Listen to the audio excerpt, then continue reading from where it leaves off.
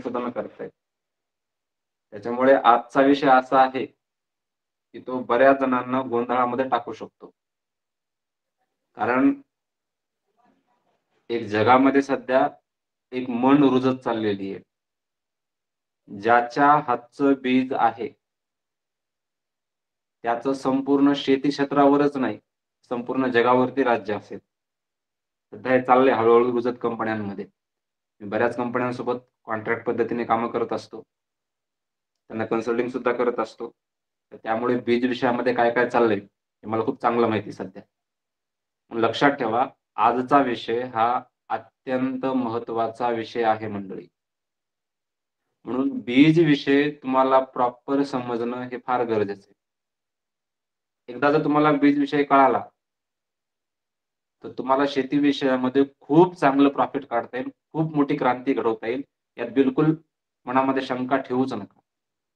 100% असं घडेलच. फक्त बीजशास्त्र हे तुम्हाला समजणं गरजेचं आहे.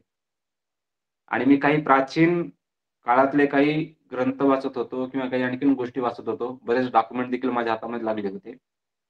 याच्यावरून मला एक तर समजलं होतं किंवा प्राचीन काळातल्या शेतकऱ्यांना बीजशास्त्राची अगदी सविस्तर माहिती होती. ते बीजशास्त्रामध्ये पारंगत होते. प्रत्येक शेतकरी हा बीज विषयामधला स्वतः व्यक्तिगत शास्त्रज्ञ होता. त्याला जी बीज लावायची आहेत, जे शेतामध्ये पिकं घ्यायची आहेत, त्या सर्व पिकांचं बीज त्याला सांभाळता येत होतं. त्याला ते निर्माण करता येत होतं. त्याला त्या बीजाला जतन करून ठेवता येत होतं. त्या बीजाची क्वालिटी वाढवता येत होती. अद्ययावत बीज कशा प्रकारे तयार करायचं हे प्रत्येक व्यक्तिगत शेतकऱ्याला माहिती होतं. फक्त मधल्या कालखंडात कुठेतरी जराशी चेन ब्रेक झाली 150-200 वर्षापासून, 200-250 वर्षापासून. त्यामुळे आता ही चेन जी आहे ना, ही परत रुजवणं फार गरजेचं आहे. ही कळणं तुम्हाला फार गरजेचं आहे. बीज विषय नेमका आहे काय? जोपर्यंत बीजच समजणार नाही, तोपर्यंत आमच्या शेतकऱ्यांचं हित जोपासलं जाऊ शकत नाही. कारण बीजच ठरवतं शेतामध्ये खर्च किती होणार आहे. बीजच ठरवतं शेतामध्ये उत्पादन किती होणार आहे. बीजच ठरवतं शेतामध्ये रोग किती येणार आहे. म्हणून सगळं महत्त्व जे आहे ना ते बीजाला आहे. आपल्या इकडे बऱ्याच संतांनी देखील बऱ्याच गोष्टी सांगितल्यात किंवा ज्या प्रकारचं बीज असतं त्याच प्रकारचं फळ मिळतं. बीजाला फार मोठं महत्त्व आहे. गीतेमध्ये सुद्धा काही ठिकाणी सहज असा उल्लेख आलेला आहे की बीज किती महत्त्वाचं आहे.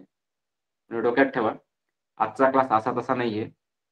परत सांगतोय सर्वांना, वही पेन सोबत ठेवा, जे अत्यंत महत्त्वाचं आहे.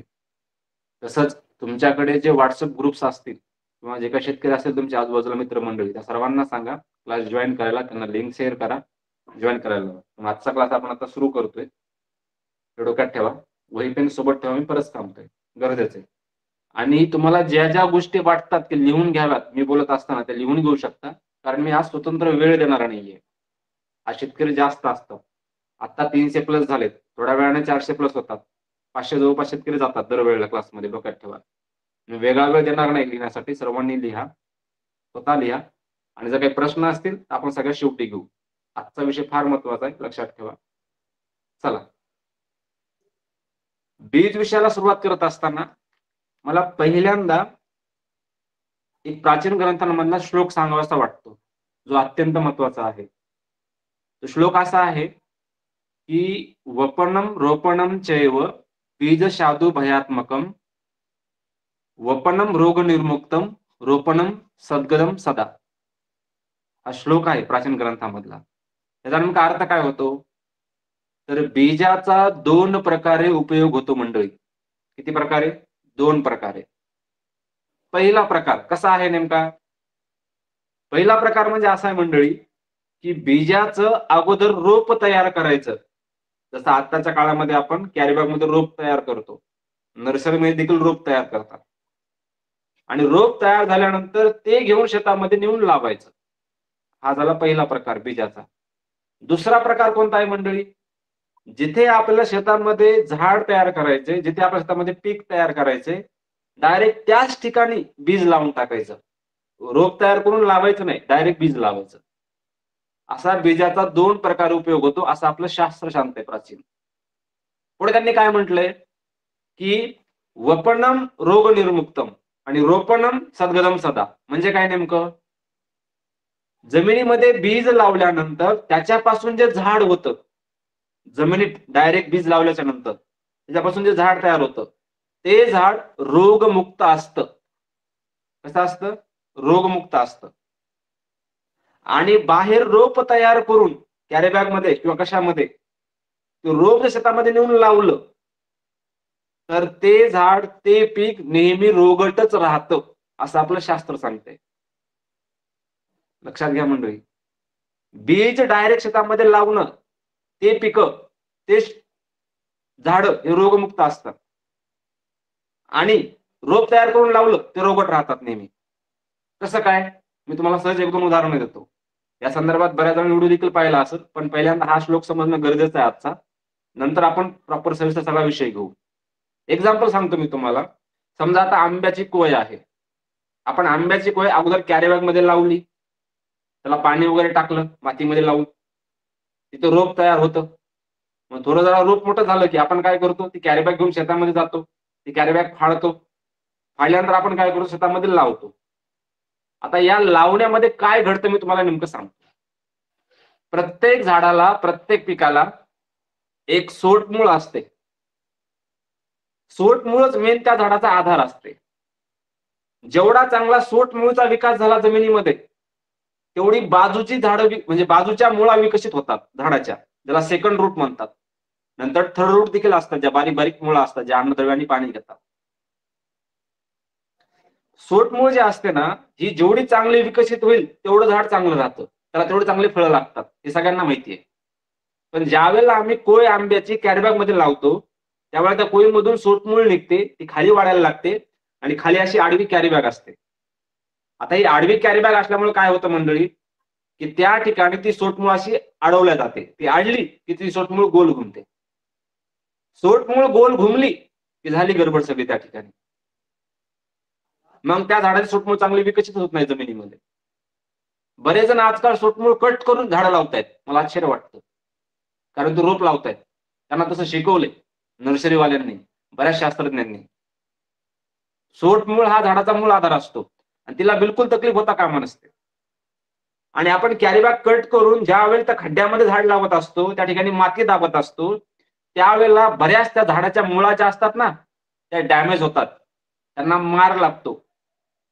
आणि अशा मुळा डॅमेज झाल्यामुळे, ती सोटमूळ न वाढल्यामुळे ते झाड चांगलं विकसितच होत नाही. त्याची मानसिकताच बरोबर राहत नाही नंतर. आणि अकारण नंतर मूळ कुजीसारखे रोग उद्भवतात किंवा बुरशी लागण्याचे प्रकार त्या जखमीमुळे त्या ठिकाणी घडतात. याच्यामुळे नंतर ते झाड चांगलं विकसितच होत नाही, त्याला रोगच नेहमी येत राहतात. बरीच कारणं आहेत. झाडाला देखील एक स्वतःचं मन असतं. एका ठिकाणी दुसऱ्या ठिकाणी लावले की परत गडबड होते. बऱ्याच गोष्टी सायंटिफिकली, आता त्यात जास्त जाणार नाही मी, पण एवढंच सांगतो की रोप लावणं म्हणजे काय? रोपणम सद्गदम सदा, नियमित रोगांना आमंत्रण देणं आहे. आत्ता जे सगळ्यात जास्त फळबागांवरती रोग येत आहेत ना भयंकर, एवढे रोग पहिले नव्हते.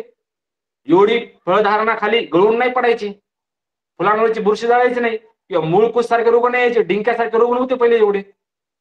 आता का बरं एवढे सगळे वाढले? त्याचं रिझन एकच आहे मंडळी, रोपं लावतायत तुम्ही. आपल्या शास्त्राने काय सांगितलंय? बीज लावा. बीज महत्वाचं आहे, बीज.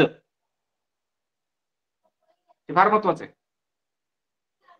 बीज लावलं की ते वपनम रोग निर्मुक्तम, ते जमिनीमधून वपलं डायरेक्टली की ते रोगमुक्त असतं. हा, आता असे काही काही झाडं आहेत की ज्यांचं बीज लावायचं नाहीये, त्यांची काडी लावायची आहे. त्यांची काडी डायरेक्टली जगू शकते, बीजच लावावं असं काही नाही.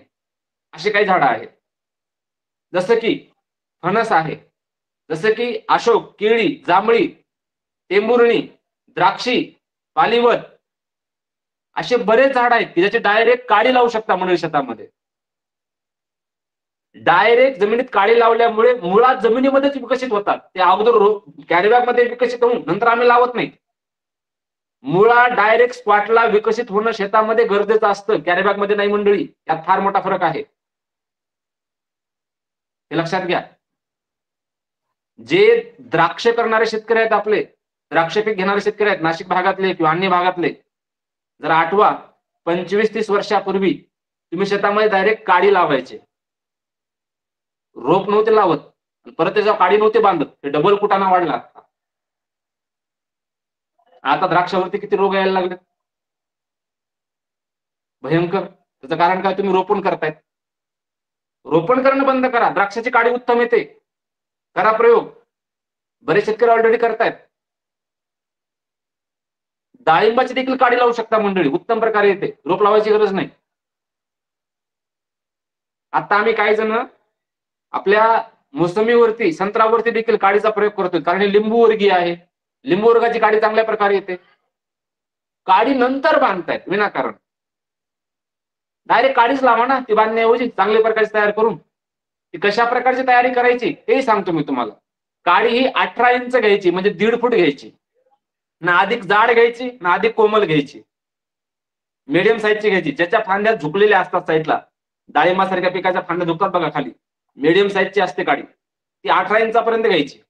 जो आपण खड्डा तयार करतो ना, जे वृक्षारोहण शास्त्रामध्ये सांगितलं मी तुम्हाला, शिकवलेलं बघा जुन्या शेतकऱ्यांना, तो विधिवत खड्डा तयार करायचा आणि त्याच्यामध्ये 18 इंच काडी खाली गाडायची. आपली 18 इंचापैकी 12 इंच काडी, म्हणजे 1 फूट काडी खाली गाडायची आणि अर्धा फूट वर ठेवायची, आणि वरती त्याला शेण लावायचं जरासं आपल्या गाईचं. मस्त झाड फुटतं ते. पक्का डोक्यात ठेवा, एक तर डायरेक्ट स्पॉटला बीज लावायचं, नाही तर काडी लावायची. संबंध काय आहे, एवढाच आहे की मुळा डायरेक्ट जमिनीमध्ये तयार झाल्या पाहिजे, बाहेर नाही, कॅरीबॅग मध्ये नाही. नर्सरी नावाचा प्रकार भारतामध्ये कधीच अस्तित्वात नव्हता मंडळी, हे डोक्यात ठेवा, कधीच नाही. हे आता आले. एक तर त्या रोपांचा खर्च वाढला, त्या काडी बांधण्याचा खर्च वाढला, परत रोग प्रचंड वाढले. शास्त्रात दिले ऑलरेडी, रोपणम सद्गतम साधा, सद्गतम म्हणजे रोगट. पक्क डोक्यात ठेवा, पहिला सिद्धांत बीज विषयामधला, एक तर बीजच लावायचं, ज्याचं बीज शक्य नाही त्याची काडी लावायची. हा, केळीचा आपण कंद लावतो, म्हणजे ती काडी चाली एक प्रकारची, डोक्यात ठेवा. उसाची पण आपण काडीच लावतो, डोक्यात ठेवा. रोप नाही येत लावायचे, रोपांची फार गडबड. हा, काडीमध्ये देखील काही लोक चुकीच्या काड्या लावतात, म्हणून ते उसाची रोपं जरा बऱ्यापैकी येत नाहीत. काडी देखील कशी लावायची, काय करायचं, हे फार वेगळा विषय उसाचा सुद्धा, ते समजून घेतलं पाहिजे. असं प्रत्येक पिकाचं वेगवेगळं शास्त्र आहे, ते समजणं फार गरजेचं आहे. फक्त बीज विषयात आपण बोलतोय आता, म्हणून एवढं सांगतो की बाबा रोप नाही लावायचं, तर बीज लावा नाही तर काडी लावा, हे पक्क डोक्यात ठेवा. हे होतं पहिलं, हे सर्व जुन्या शेतकऱ्यांना आपल्याला माहिती आहे. आता नर्सरी सगळ्या निर्माण झाल्या, जुनं आपण ह्या गोष्टी विसरून गेलो, पक्क डोक्यात ठेवा. हे सर्वांनी सर्वात महत्वाचा प्रश्न आहे. आता त्याच्यानंतर आता बीज विषयाला आपण सुरुवात करू, कारण मी सांगितलं की अगोदर बीजच लावायचं, रोप नाही लावायचं. रोप लावायचं असेल तर फक्त काडी लावायची, रोप तर बिलकुल नाही, हे पक्क डोक्यात ठेवा. आता बीजाकडे येऊ आपण. आता रोपाचा विषय जरा थांबवू, आता बीजाकडे येऊ. आता बीज जे आहे, सध्या मार्केटमध्ये 3 प्रकारचं बीज आहे मंडळी, संपूर्ण जगामध्ये 3 प्रकारचं बीज आहे. नंबर 1 आहे जीएमसी.